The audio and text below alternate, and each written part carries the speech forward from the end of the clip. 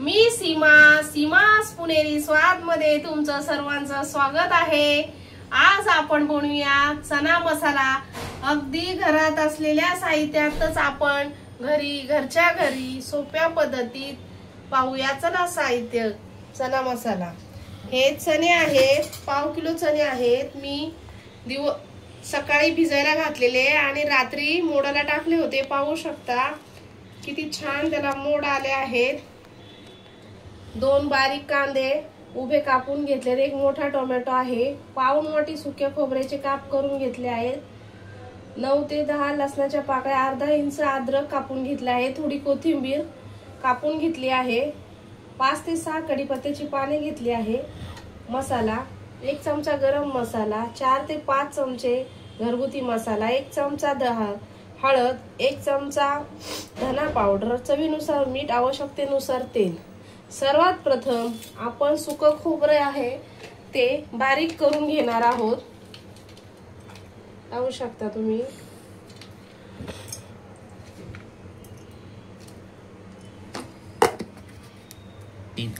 पाहू शकता तुम्ही हे सुकं खोबरं पाणी न टाकता वाटून घेतलेलं आहे।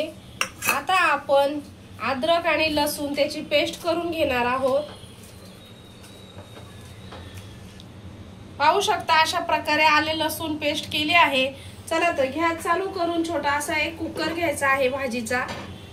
सर्वात प्रथम आपण तेल टाकणार आहोत कुकर मध्ये। कुकर आपला तापला आहे, आपण आता त्याच्यामध्ये तेल टाकणार आहोत। तेल टाकल्यानंतर सर्वात प्रथम आपण कढीपत्त्याची पाने आहेत ती टाकणार आहोत।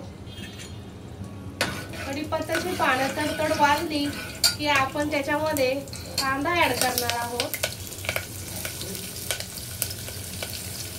कांदा आपण जरा थोडासा परतून घ्यायचा आहे। थोडासा लालसर कलर येईपर्यंत व्यवस्थित परतायचा आहे। 1 ते 2 मिनिटं हा कांदा आपल्याला परतून घ्यायचा आहे।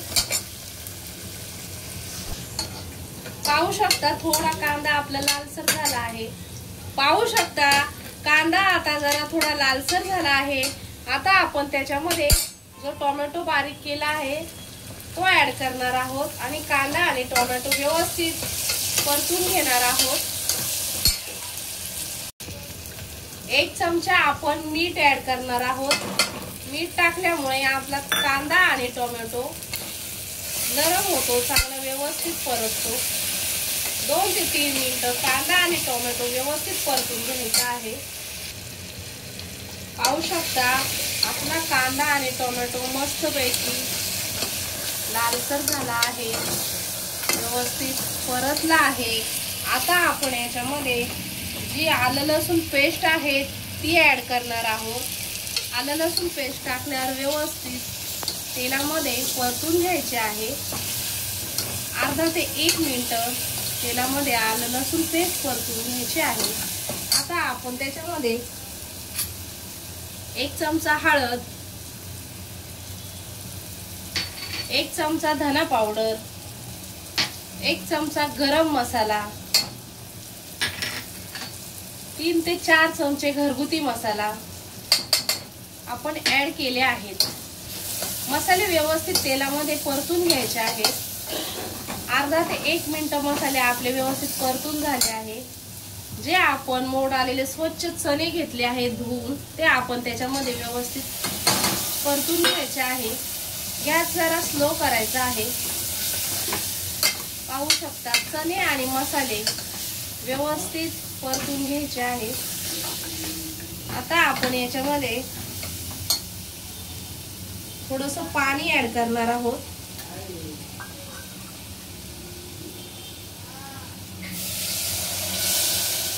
चणे शिजण्यासाठी आपण 2 वाटी पाणी ऍड केलं आहे। तुम्हाला जर जास्त पातळ लागत असेल तर अजून पाणी ऍड केलं तरीही चालेल। जो आपण खोबऱ्याचा खीस केला आहे सुक्या खोबऱ्याचा तो आपण त्याच्यामध्ये ऍड करणार आहोत, सर्वात लास्ट टाकणार आहोत।